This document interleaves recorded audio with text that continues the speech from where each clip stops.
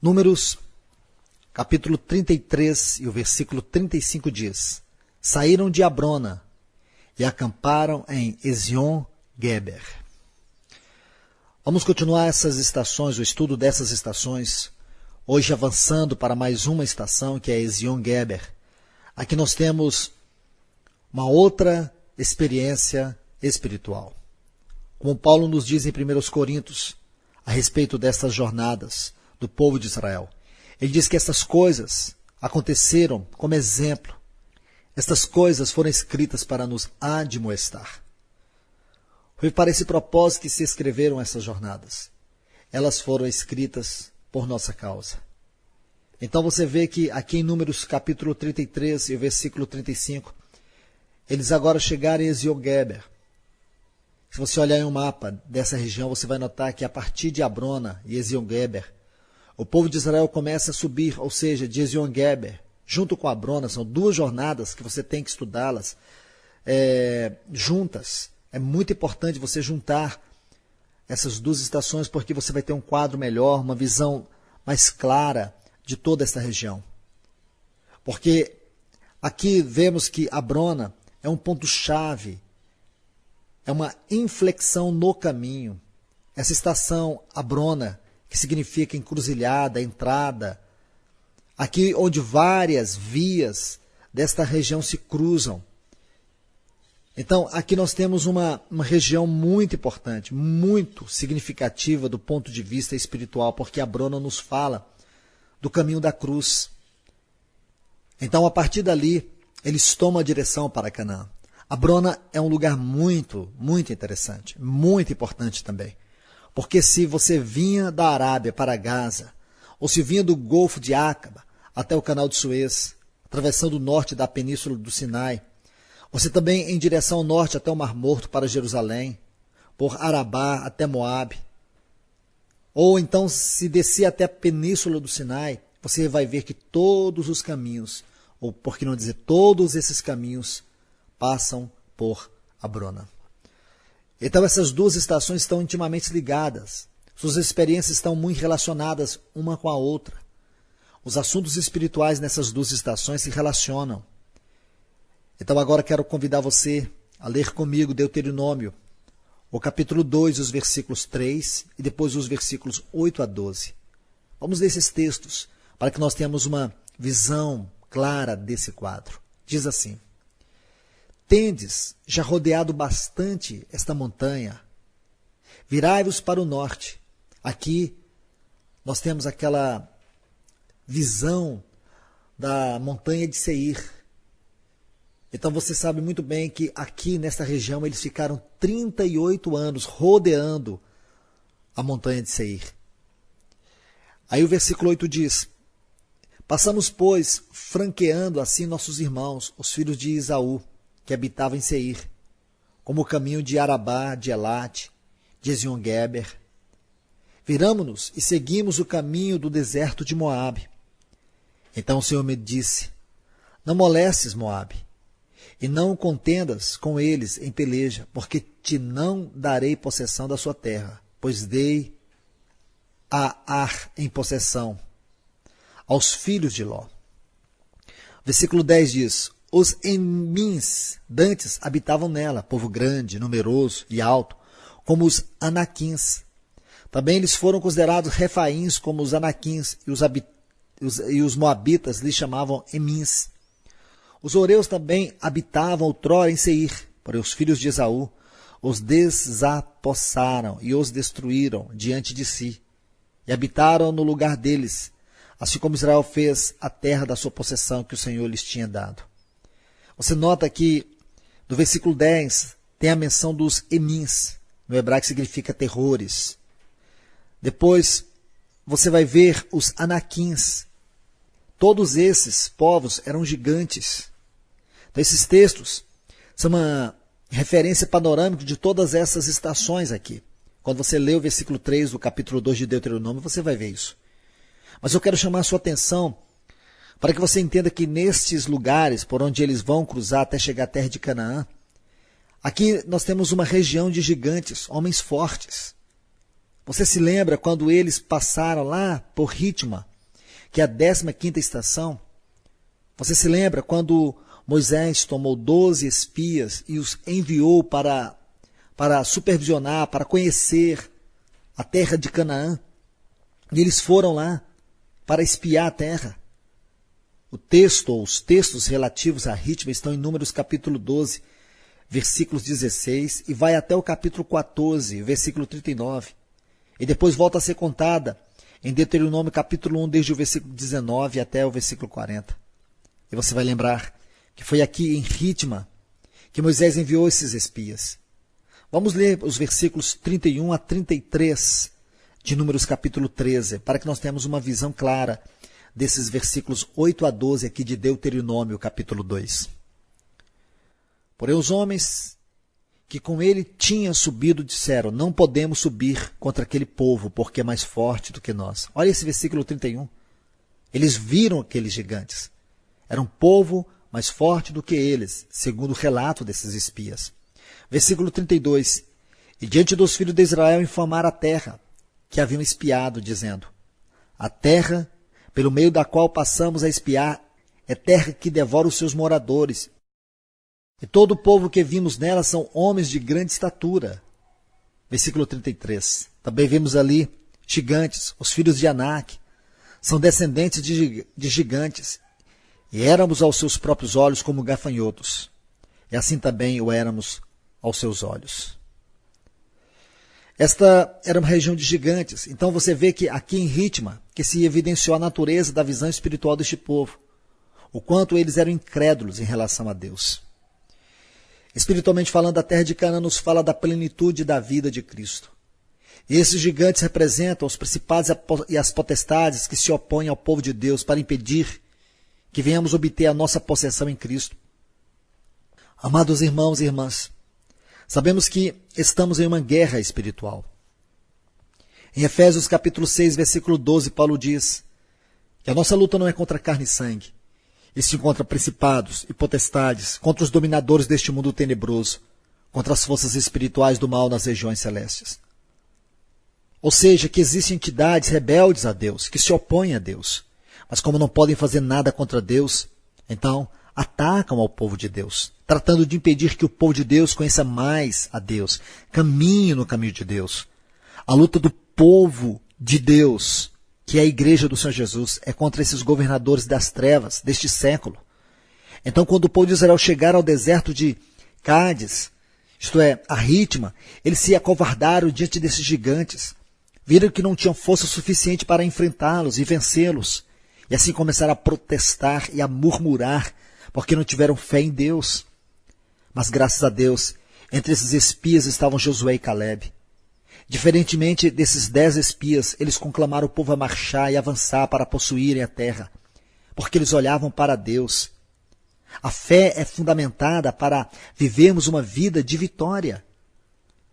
Veja, Paulo diz assim no versículo 10 de Efésios capítulo 6, quanto ao mais, sede fortalecidos no Senhor. Olha essa expressãozinha, no. Vejam agora a frase, no Senhor, fortalecidos no Senhor e na força do seu poder. Revestivos de toda a armadura de Deus para poderes ficar firmes contra as ciladas do diabo. Paulo inicia esta seção da carta aos Efésios, introduzindo o assunto de guerra espiritual. Ele diz que para nós sermos fortalecidos no Senhor. Note aqui a preposição dentro da gramática grega como foi colocada nesta frase, no. Olha aqui, porque no grego temos a preposição primária en, que denota uma posição fixa de lugar, tempo ou estado. Esta preposição aqui implica uma relação de descanso.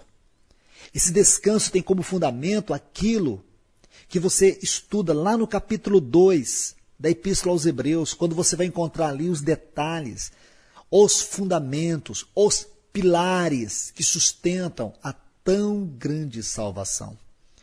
Quando você lê os versículos 1 a 3 do capítulo 2 de Hebreus, o escritor dessa epístola vai falar de uma tão grande salvação.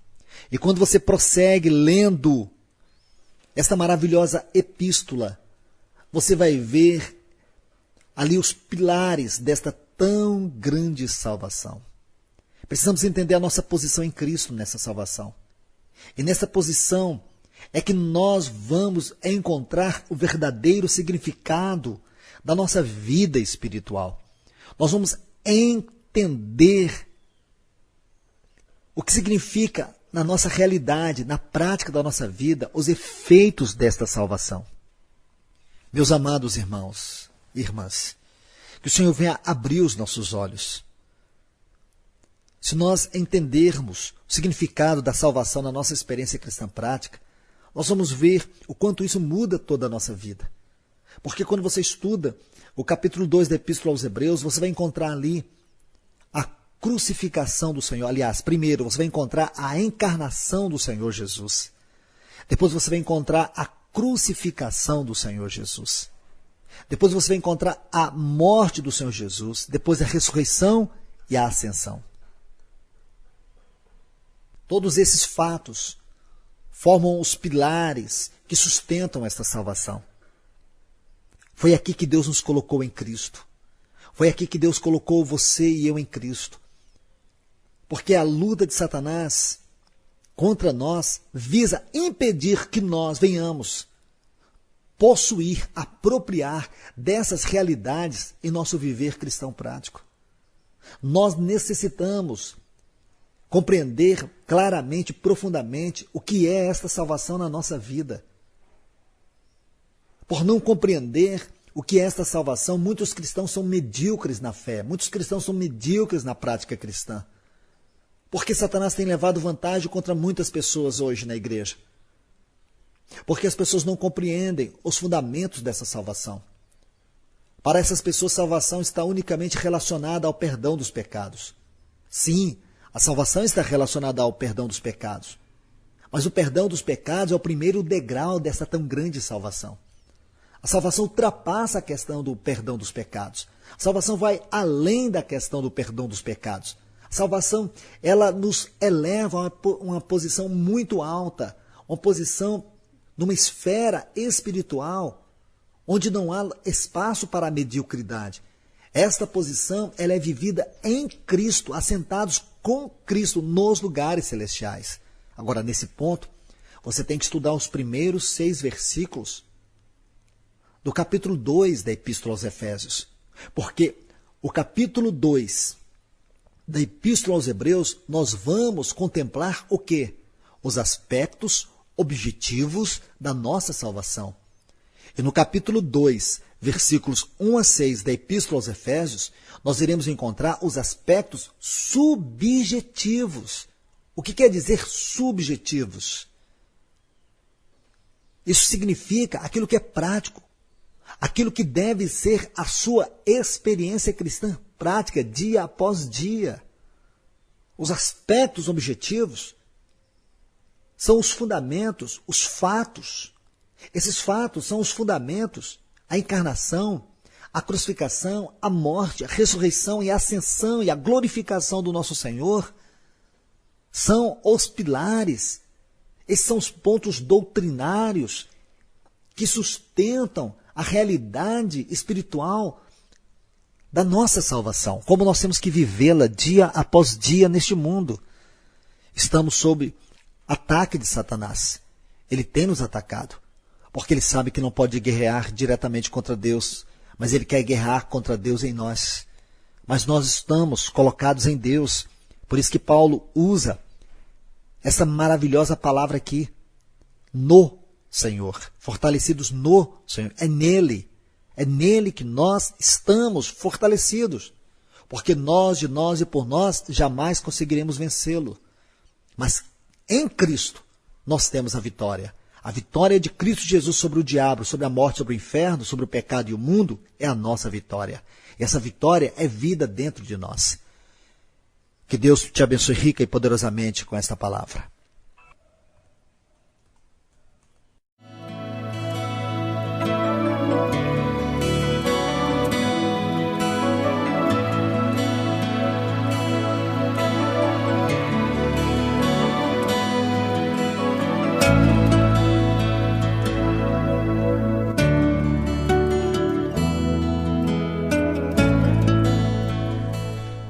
Números 33, e o versículo 35 diz: saíram de Abrona e acamparam em Ezion-Geber. Amados irmãos, irmãs, nós já vimos algumas coisas relativas a essa estação. Porque quando você começa a subir agora em direção para Canaã, você chega numa região chamada Abrona. Abrona nos fala de uma região onde o povo de Israel tomou a direção, deixou de andar em círculos, e a partir de então eles foram diretamente para Canaã. Abrona vai nos falar disso, porque Abrona significa encruzilhada, entrada, onde as principais vias daquelas regiões. Então, a partir dali, o povo de Israel não mais vai andar em círculo. Então, essas duas estações, Abrona e Ezion-Geber, precisam ser estudadas juntas, porque elas estão intimamente ligadas. Suas experiências estão relacionadas umas com as outras. Os assuntos espirituais dessas estações se relacionam. E quando você estuda Deuteronômio, capítulo 2, e os versículos 3 a 8, você vai poder constatar como essas estações, a partir do Golfo de Acaba, começaram o povo de Israel agora a dirigir a terra de Moabe. E a partir daí eles seguem indo para Canaã. Apenas fazendo uma referência a Deuteronômio capítulo 2, os versículos 3, 8 a 12, quando você lê o versículo 3, Deus diz para o povo de Israel: tendes já rodeado bastante esta montanha, virai-vos para o norte. Aí eles vão rumo à região de Moabe, que é o versículo 8 agora. E quando eles chegaram à região de Moabe, no versículo 9, o Senhor disse para eles não molestarem a Moabe, não entrar em contenda, em guerra com eles, porque o Senhor havia dado aquela terra em possessão aos filhos de Ló. Aí quando você chega nos versículos 10 a 12, diz: os Emins, dantes, habitavam nela, povo grande, numeroso e alto, como os Anaquins. Também eles foram considerados refaíns como os Anaquins, e os Moabitas lhes chamavam Emins. Os Oreus também habitavam outrora em Seir, porém os filhos de Esaú os desapossaram e os destruíram diante de si, e habitaram no lugar deles, assim como Israel fez a terra da sua possessão, que o Senhor lhe tinha dado. Amados irmãos, irmãs, quero que você note algo aqui. No versículo 10, quando fala dos Emins, aqui são os gigantes, são os Anaquins. Esses gigantes, eles eram verdadeiramente homens fortes, grandes, guerreiros. O significado de Emins no hebraico é terror, é pavor. Então esses textos são para nós uma referência panorâmica de todas as estações que nós podemos estudar a partir do versículo 3 de Deuteronômio até aqui, todas as estações que eles começaram a percorrer a partir da 15ª estação. Porque quando você estuda o Números capítulo 12, versículo 16 até o capítulo 14, versículo 19, você chega na estação de Ritma, que é a 15ª. E aqui nós sabemos que Moisés, ele escolheu 12 espias e os enviou para espiar a terra. E quando esses espias voltaram, 10 dentre eles voltaram com um relatório negativo. Eles viram gigantes. Quando eles olharam para aqueles gigantes, eles se viram impossibilitados de poder avançar e possuir aquela terra. Eles se sentiram desencorajados. Eles se sentiram como um gafanhoto aos pés daqueles gigantes. Números capítulo 13, versículos 31 a 33, eles dizem assim: porém os homens que com eles tinham subido disseram: não podemos subir contra aquele povo, porque é mais forte que nós. É uma referência aqui a essa terra, a Ezion-Geber, a essa região. Ele diz: e diante dos filhos de Israel infamaram a terra que haviam espiado. Aqui são os espias, eles infamaram todo Israel e disseram: a terra pelo meio da qual passamos a espiar é terra que devora seus moradores, e todo o povo que vimos nela são homens de grande estatura. Também vimos ali os filhos de Anak, que são descendentes de gigantes, e éramos aos seus próprios olhos como gafanhotos, e assim também o éramos aos seus olhos. Então nós vemos que aqui em Ritma se evidenciou a natureza, se evidenciou a covardia, a incredulidade deste povo. Eles não foram capazes de ver o poder de Deus. Eles esqueceram de tudo aquilo que Deus havia derramado e dado para eles desde que os tirou da terra do Egito. Eles esqueceram de tudo isso. Eles ignoraram todos esses fatos, porque esses fatos ficaram apenas na esfera da obra e não dos caminhos de Deus na mente deles. Esses fatos pelos quais eles passaram não se tornaram uma experiência viva na vida deles. Amados irmãos e irmãs, como é perigoso nós relacionarmos com Deus apenas no nível das suas obras e nunca no nível dos seus caminhos. O que quer dizer relacionar com Deus no nível das suas obras? É porque nós sempre queremos relacionar com Deus baseado naquilo que Ele faz e nunca naquilo que Ele é. Quando um cristão se relaciona com Deus baseado unicamente nas obras de Deus, a tendência dele é sempre ter um coração consumista. Isto é, ele quer Deus como consumidor, necessita de uma mercadoria para poder satisfazer seus anseios, seus desejos, mas nunca relacionar com Deus, nunca conhecer Deus dentro do seu caráter, dentro da sua vontade, mas sempre conhecer Deus para uma experiência momentânea, sempre viver com Deus um relacionamento superficial. O Salmo de número 103 e o versículo 7 diz que Deus manifestou os seus caminhos a Moisés e as suas obras aos filhos de Israel. Moisés foi um homem que conheceu os caminhos de Deus, conheceu o propósito de Deus, conheceu o caráter de Deus. E aqui se evidencia isto, o que se nota é que este povo, eles relacionaram com Deus unicamente baseado nas obras de Deus. Por isso eles necessitavam de mais. Por isso que aquelas experiências lá do Egito, aquelas experiências que Deus os levou, especialmente quando ele abriu o Mar Vermelho e conduziu todo aquele povo. Eles cantaram o cântico da vitória. Deus, quando os levou para Mara, Deus fez com que aquelas águas amargas se tornassem águas potáveis.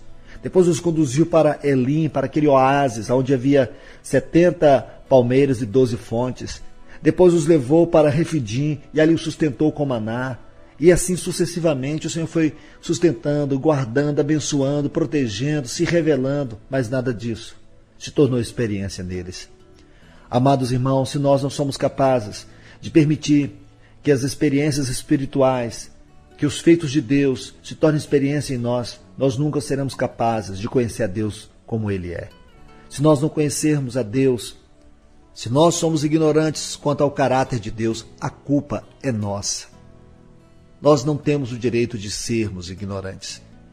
Diante dos fatos bíblicos que comprovam a fidelidade de Deus na sua palavra, a fidelidade de Deus quanto ao seu caráter, dia após dia na nossa própria vida podemos ver a mão de Deus nos conduzindo, seu amor se revelando, sua face sendo formada dentro de nós na revelação do Espírito Santo, quando nós somos capazes de conhecer o seu caráter, conhecê-lo de uma forma tão gloriosa na própria pessoa do seu Filho Jesus, que nos foi dado. Irmãos e irmãs, nós não podemos viver assim. Não é para esse nível de vida que Deus nos salvou. Então vamos avançar um pouco aqui em Ezion Geber. Porque Ezion Geber nos fala disso, nos fala de gigantes. O sentido desta palavra é justamente isto. E agora Deus deseja nos mostrar esta verdade. Deus deseja nos levar a conhecer isto, porque agora eles estão diante de gigantes. Eles chegaram diante desses gigantes e ali pararam. Mas não como foi em Ritma. Em Ritma eles acovardaram, mas aqui eles pararam e depois prosseguiram e avançaram. Eles passaram por meio daquela terra. Eles não se acovardaram diante dos gigantes. Irmãos, nós sabemos que na nossa jornada espiritual, no caminho que nós avançamos para poder entrar na nossa Canaã celeste, há gigantes também. Há muitos gigantes. Porque Canaã nos fala espiritualmente da plenitude de Cristo. E é tudo isso que o inimigo não quer. É que você chegue na plenitude de Cristo. Satanás não quer o nosso crescimento. Satanás não quer o nosso amadurecimento. Satanás não quer que nós cheguemos à unidade da fé, ao pleno conhecimento do Filho de Deus, à perfeita varonilidade, à medida da estatura de Cristo. Ele não quer. Ele quer que nós andemos agitados como meninos, ao redor, sendo levados por todo o vento de doutrina. É isso que Satanás quer. É isso que ele quer para a tua vida. Por que nós vemos cada dia o povo de Deus mais e mais dividido? Porque é tudo isso que Satanás quer. Por que nós defendemos as nossas denominações como se estivéssemos defendendo os céus? Porque nós não reconhecemos que a igreja deve viver na inclusividade do corpo de Cristo e não sermos exclusivos. Reconhecer que todos os irmãos, independente de onde eles estão reunindo, eles são os nossos irmãos, são membros do mesmo corpo. Porque quando Deus olha para a cidade de Goiânia, Ele não vê muitas igrejas, Ele vê uma igreja e essa igreja é o seu corpo. Satanás quer dividir, Satanás quer dilacerar, ele quer mutilar, ele quer impedir, ele tem criado contra nós. E com muita tristeza digo isto, irmãos, ele tem levado uma grande vantagem. Não é por causa do seu poder unicamente, é por causa da nossa ignorância. Paulo diz em Efésios 6,12, porque a nossa luta não é contra a carne e contra o sangue, e sim contra principados e potestades, contra os dominadores deste mundo tenebroso, contra as forças espirituais do mal atuando nas regiões celestes. Então você vê que existem entidades espirituais rebeldes a Deus, que se opõem a Deus. Embora essas entidades que se rebelam contra Deus sabem muito bem que jamais poderão vencer a Deus, jamais poderão lutar diretamente contra Deus, porque Satanás não pode fazer isso, ele não tem autoridade para isso, ele não tem condições para isso. Então ele vai justamente contra a igreja do Senhor Jesus, a igreja do Deus vivo. Esta aqui é a coluna e baluarte da verdade. É interessante como nós cristãos atribuímos muitas ações que deliberadamente nós mesmos cometemos ao diabo. Muitas situações do nosso cotidiano que invariavelmente nós mesmos agimos com precipitações, falta de caráter, por causa da nossa leviandade. A tendência é sempre nós responsabilizarmos o inimigo. Irmãos e irmãs, mas qual é a nossa parcela de culpa?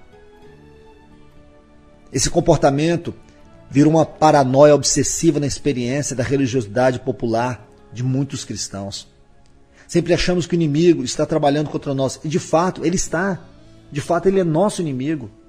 Mas nós temos que entender que muito daquilo que está acontecendo, que tem dado base para o inimigo nos afligir, impedir a nossa caminhada, fazer com que nós atrasemos o propósito de Deus na nossa vida, a culpa é nossa.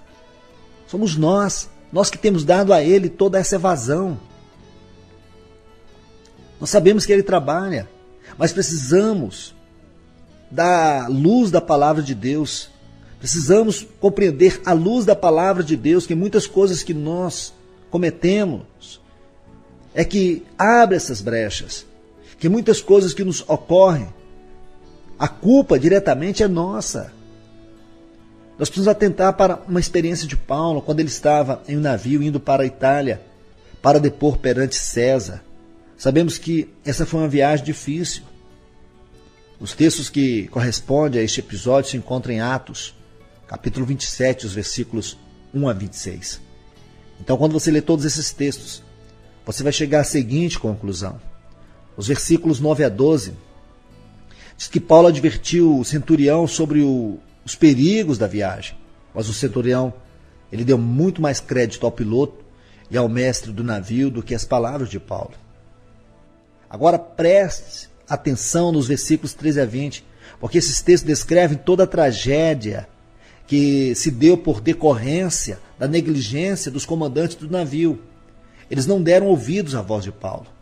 Aí depois, quando você lê os versículos 21 a 26, você vê que Paulo, com segurança e autoridade espiritual, se põe de pé e acalma todos. Portanto, é interessante você notar que em nenhum momento Paulo coloca a culpa no diabo. Você é capaz de notar o bom senso de Paulo. Ele percebeu as condições climáticas e viu que era melhor eles permanecerem onde estavam. Em nenhum momento ele atribuiu a Satanás a culpa pelo que ocorreu. Irmãos, isso é tão sério, porque nós precisamos entender que a nossa ignorância é a causa de todos os males. Porque nós, quando fomos salvos em Cristo Jesus, nós fomos colocados em Cristo. O que implica ser colocados em Cristo significa que tudo aquilo que Cristo conquistou na cruz do Calvário é nosso, é parte da nossa vida. Nós fomos colocados na posição em que Cristo encontra de vitória na sua ressurreição. Essa vitória em ressurreição é a nossa vida hoje. E nós estamos aqui para sustentar o testemunho da vitória de Cristo Jesus sobre o mundo, a carne, o diabo. Você e eu somos convocados a participar dessa guerra agora. E nós temos este privilégio de estarmos em Cristo. Por isso, amados irmãos e irmãs, é na nossa ignorância que Satanás age. Eu quero continuar compartilhando sobre isso. E peço ao Senhor que, nessa tarde, Ele possa abrir a sua mente e transmitir-lhe esta palavra, para que você compreenda a seriedade de poder viver a vida cristã hoje, em face a esta guerra espiritual. Que Deus, de uma forma poderosa, venha falar ao teu coração.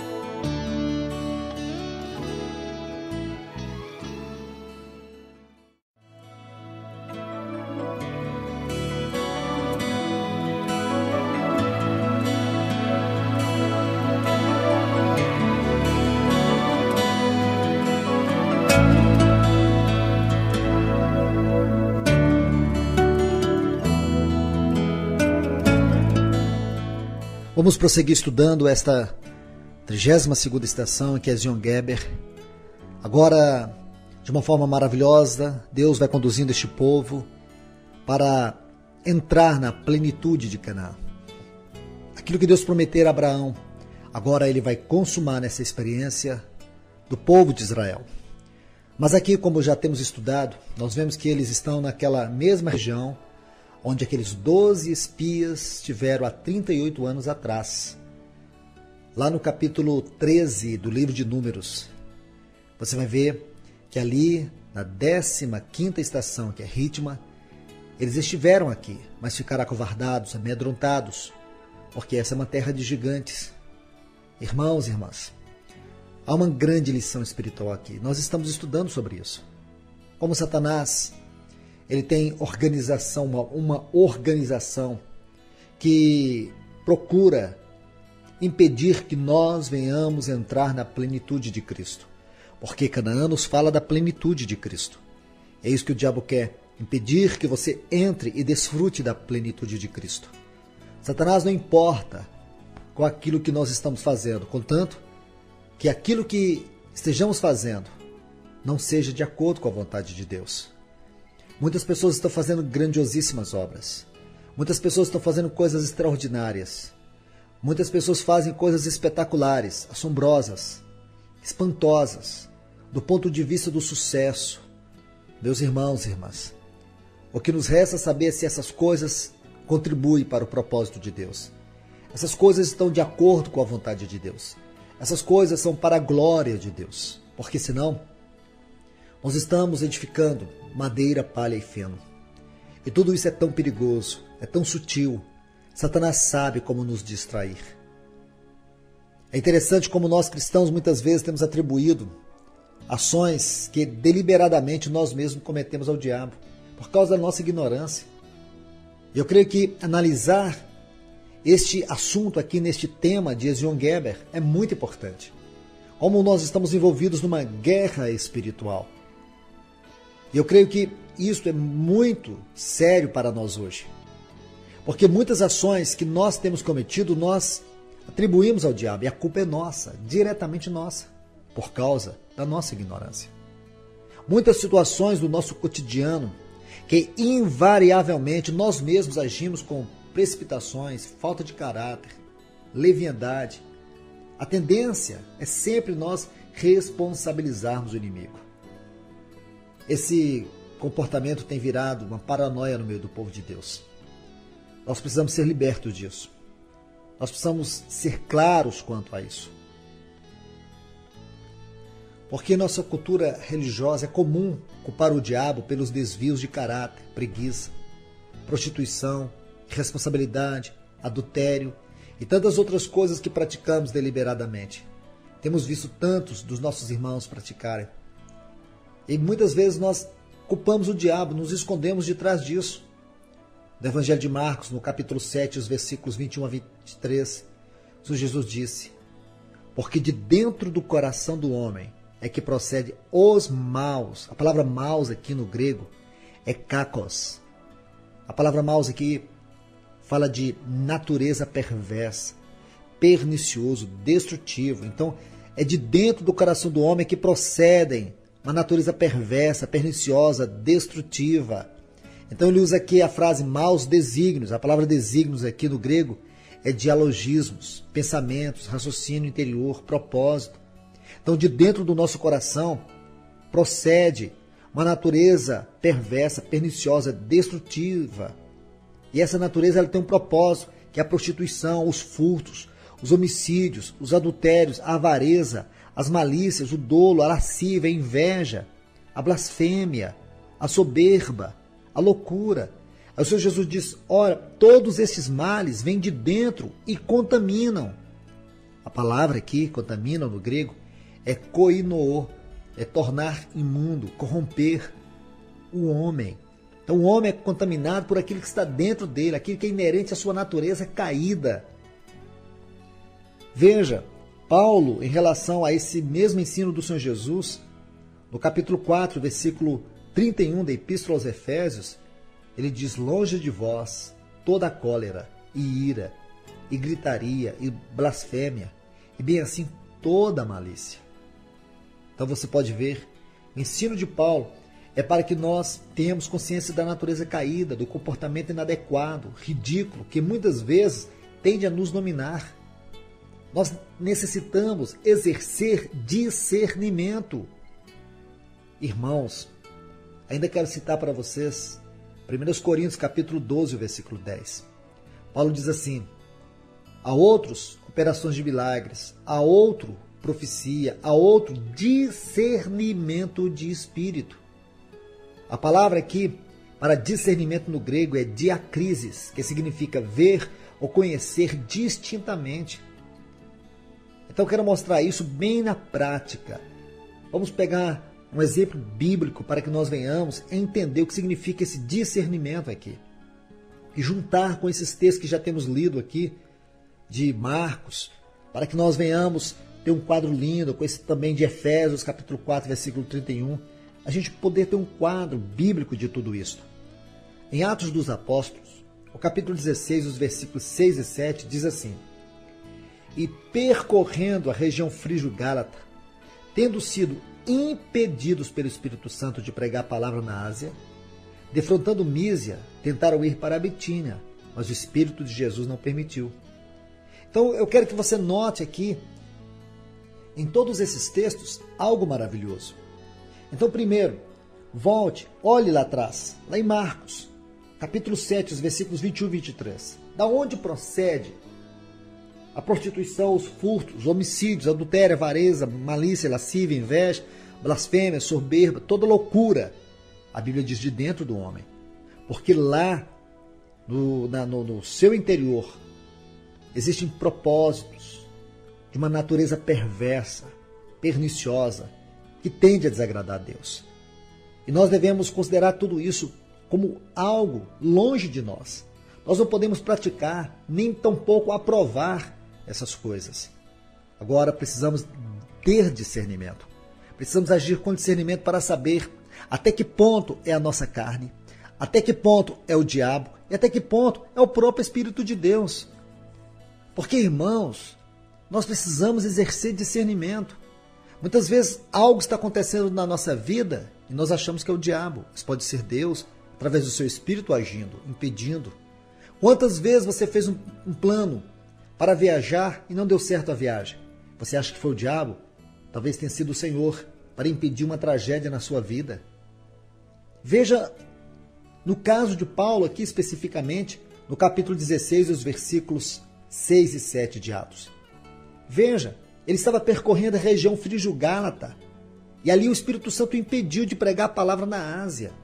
Irmãos, você pode imaginar o Espírito Santo impedindo Paulo de pregar o Evangelho, impedindo você de pregar o Evangelho, de fazer algo que você considera ser a obra de Deus?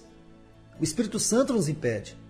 Mas como eu posso saber quando é o Espírito Santo?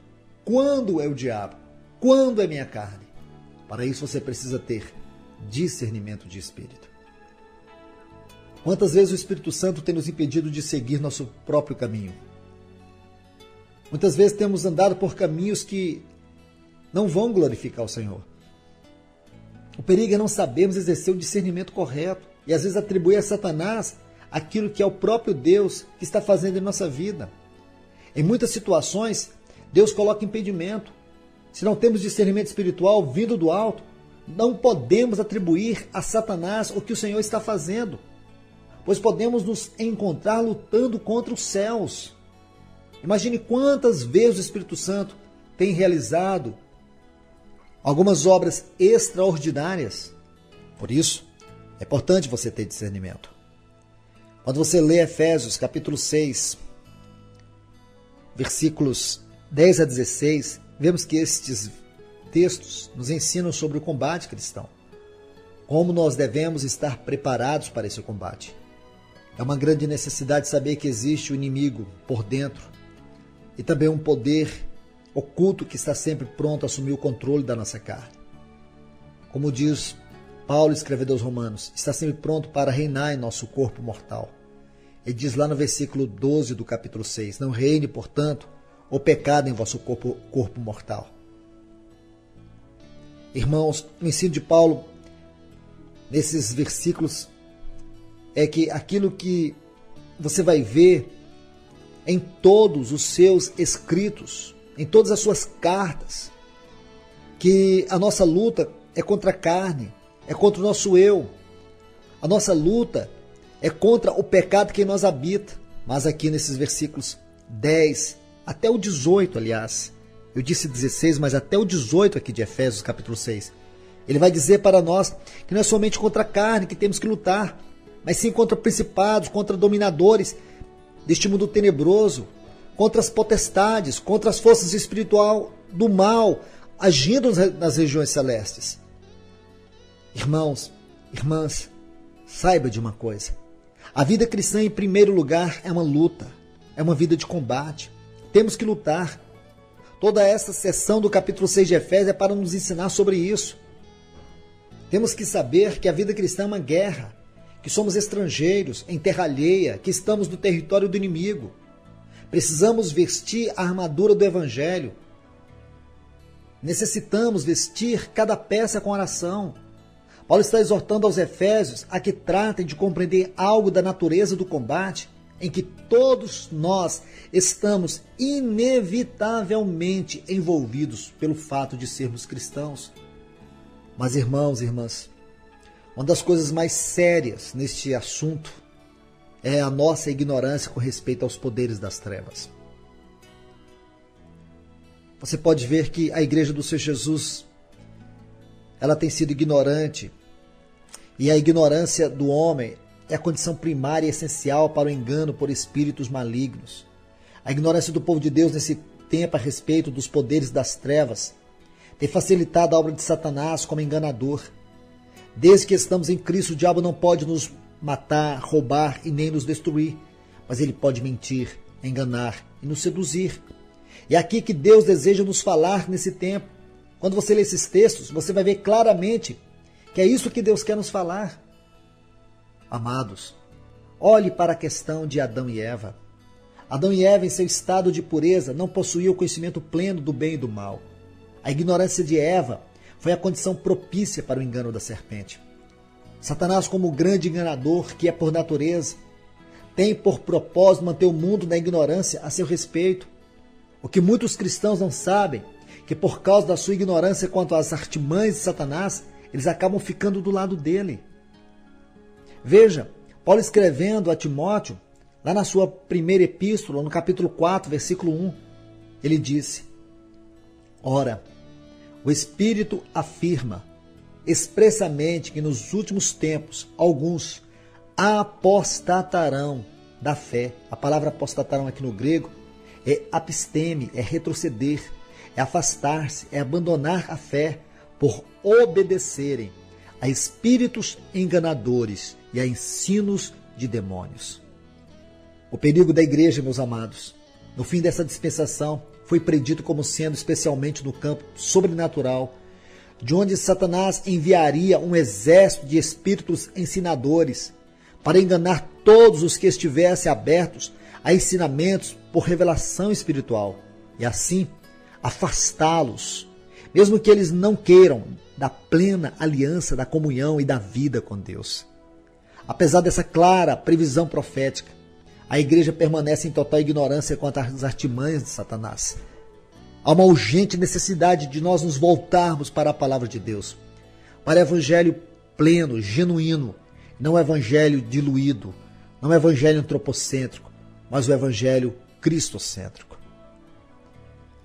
Quando lemos a segunda epístola de Paulo aos Coríntios, capítulo 4, e os versículos 3 e 4, percebemos com muita clareza que o combate ocorre na nossa mente. A guerra se desenrola na esfera invisível e intangível da nossa mente. O que encontramos aqui nesses textos é uma estratégia usada contra nós para manter-nos ineficientes e derrotados.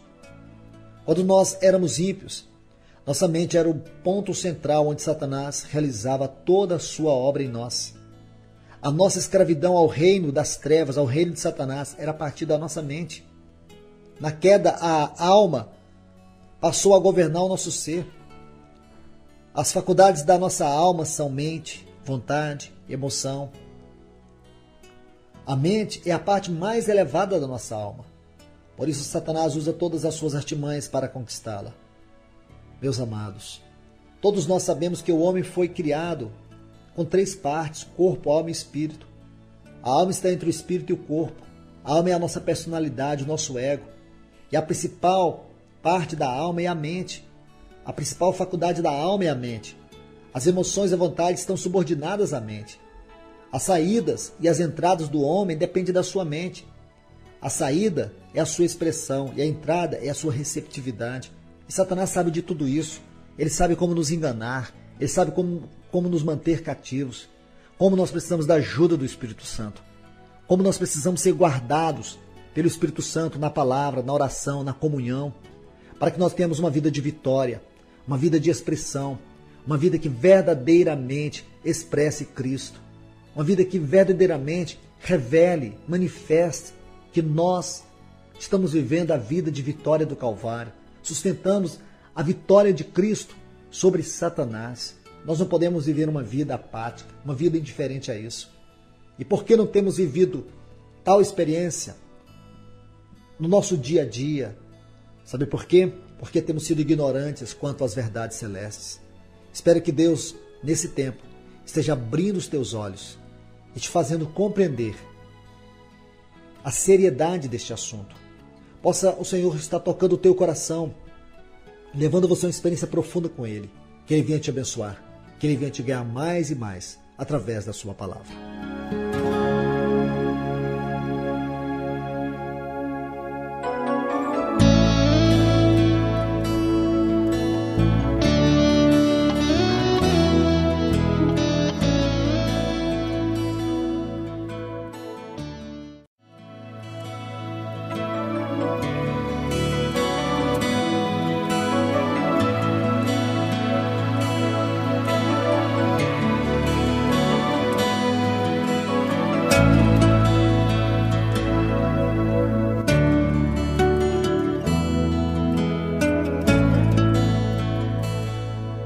Vamos continuar estudando Ezion Geber, a 32ª estação da peregrinação do povo de Israel pelo deserto.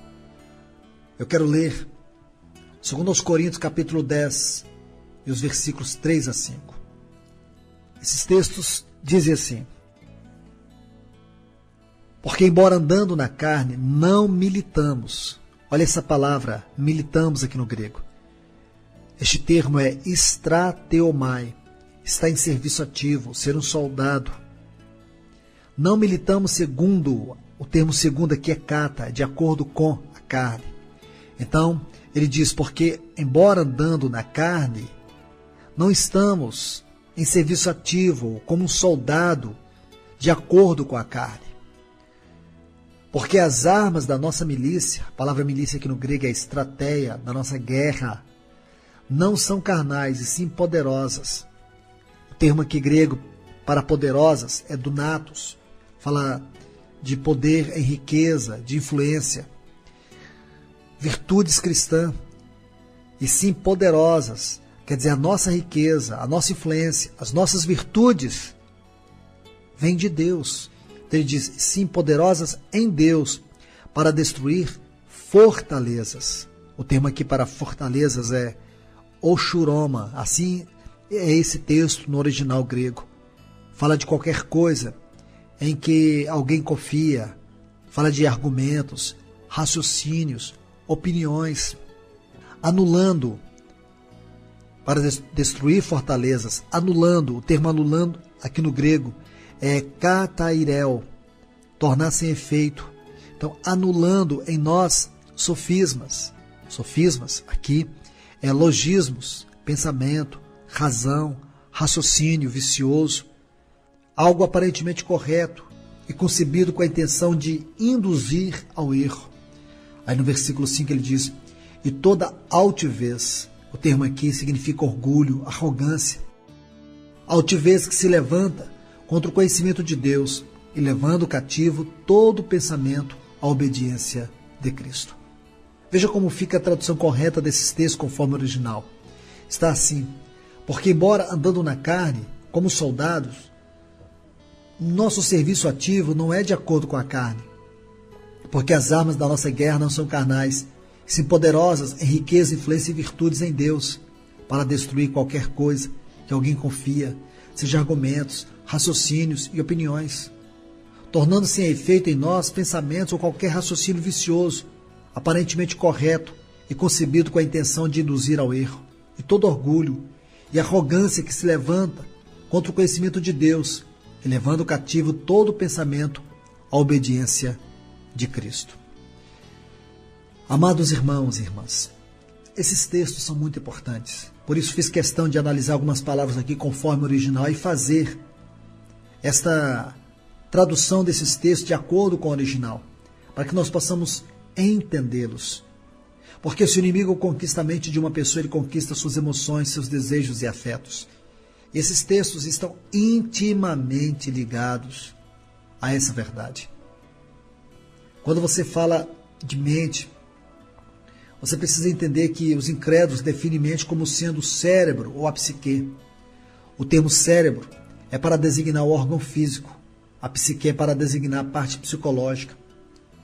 Nós sabemos que na queda do homem, lá em Gênesis capítulo 3, a nossa mente passou por um processo de profunda mudança. Houve um profundo transtorno na nossa mente. No princípio da criação do homem, Deus criou o Espírito no homem para que através do Espírito o homem e Deus pudessem viver uma vida de comunhão. Na queda, houve uma mudança na vida interior do homem. Porque agora é a mente que está no controle. Se o inimigo conquista a mente de uma pessoa, ele conquista os seus afetos, ele conquista os seus desejos, ele conquista as suas emoções.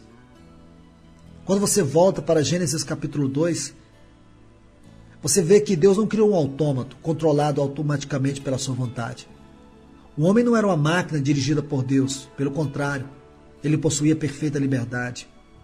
A mente do homem, que é uma faculdade da alma, era governada pelo espírito do homem, que é a faculdade mais elevada criada por Deus no homem. Isto é, o espírito do homem, em comunhão com Deus, trazer direção para a mente, para a vontade, para as emoções. Quando a alma do homem escolheu a árvore do conhecimento do bem e do mal, ao invés da árvore da vida, ela perdeu o governo do espírito. E assim, o ego, que é o núcleo da personalidade do homem, que exerce o controle sobre o seu comportamento, passou a governá-lo. E agora nós vemos, amados irmãos, que o real problema da humanidade, desde a queda, é a ignorância. Após a queda, vemos que o homem se tornou totalmente ignorante com relação à vida de Deus. Você vai ver justamente isto. Em nossos dias, vemos que os homens muitas vezes se gabam do seu conhecimento. Mas o real problema da humanidade é a ignorância. Como saber tem se multiplicado?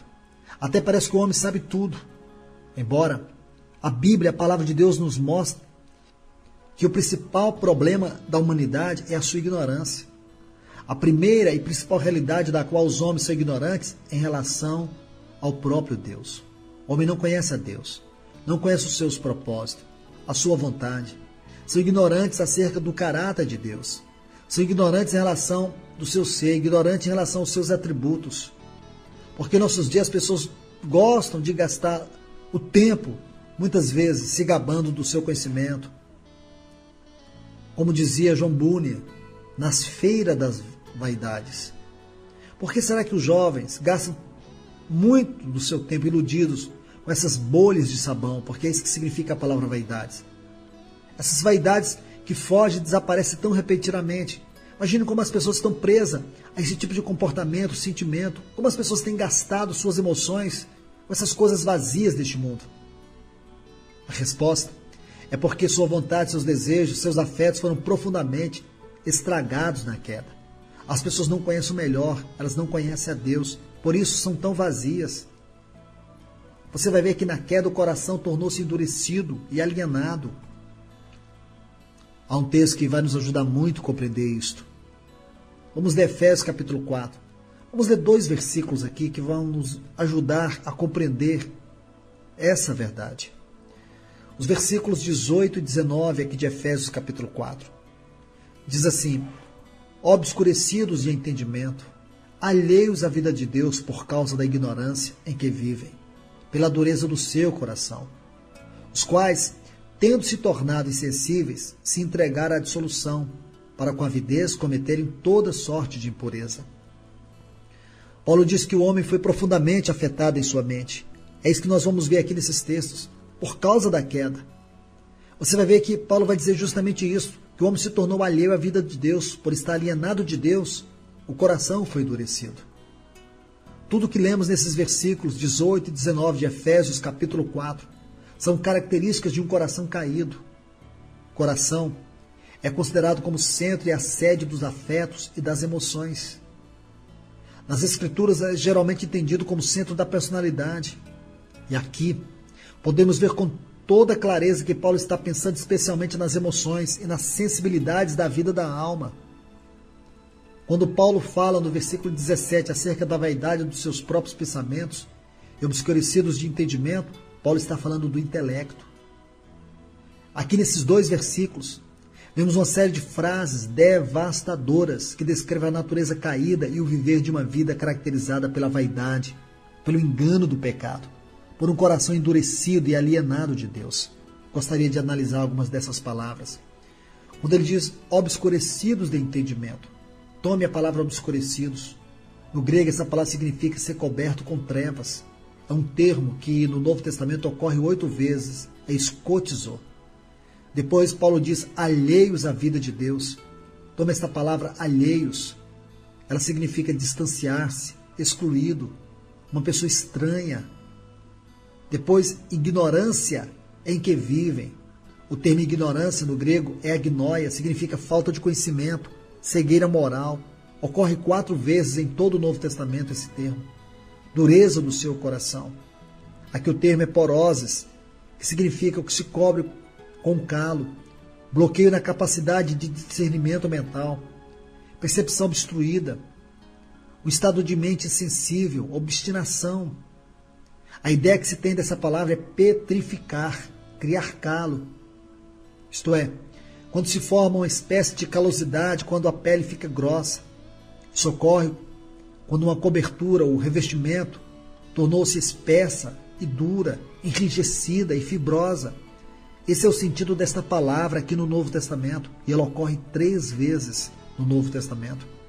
Depois Paulo diz, tornando-se insensíveis. Aqui insensíveis no grego é apalgeu, que significa indiferença à dor dos outros, uma pessoa sem compaixão. Esse termo ele é único no Novo Testamento, só ocorre aqui. Depois Paulo diz, entregaram a dissolução. No grego essa palavra é alcegeia, que significa luxúria desenfreada, licenciosidade, lascívia, libertinagem, caráter ultrajante. Esse termo ocorre 9 vezes em todo o Novo Testamento. Depois ele diz, para com a avidez. Aqui significa desejo ávido de ter mais, cobiça. É um termo que ocorre 10 vezes em todo o Novo Testamento. Esse termo no grego é pleonexia. Aí vamos para mais outro termo que está nessa frase, toda sorte de impureza. No grego aqui é acatársia, que significa impurezas físicas, vida devassa, motivos impuros, imundícia. Esse termo ocorre 10 vezes em todo o Novo Testamento. Então você pode ver o estado de uma pessoa caída, o estado de uma pessoa que vive na prática do pecado. Embora esses termos descrevem a natureza caída, pecaminosa em sua essência. E você vê que todos esses comportamentos têm o seu governo, sua sede na própria mente humana. Uma mente que não foi renovada pelo trabalho da cruz e da palavra. Uma mente que não foi lavada pelo sangue de Cristo Jesus. A mente é o veículo pelo qual Deus alcança os homens e conquista seus afetos e traz de volta o homem para a sua vontade, a cooperação inteligente e leal à sua obra.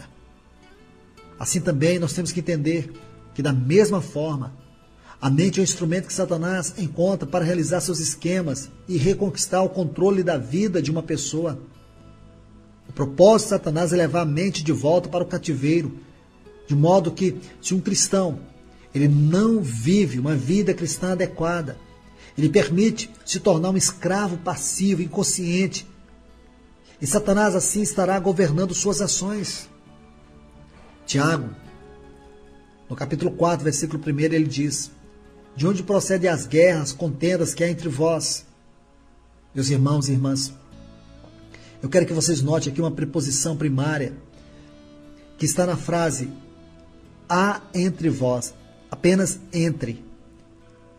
De onde procedem as guerras e contendas que há entre vós? Esta expressão entre, do grego, é uma preposição primária, denotando a posição física de lugar, tempo ou estado. Então veja, note que o termo aqui em português é uma preposição que denota reciprocidade ou relação entre pessoas, mas no original grego não está assim. Essa preposição é em. Então a tradução correta é de onde procedem as guerras que existem em vós. A guerra não é entre nós, e sim em nós. É dentro, não fora de nós. Então veja a sequência do texto que vai te ajudar a entender.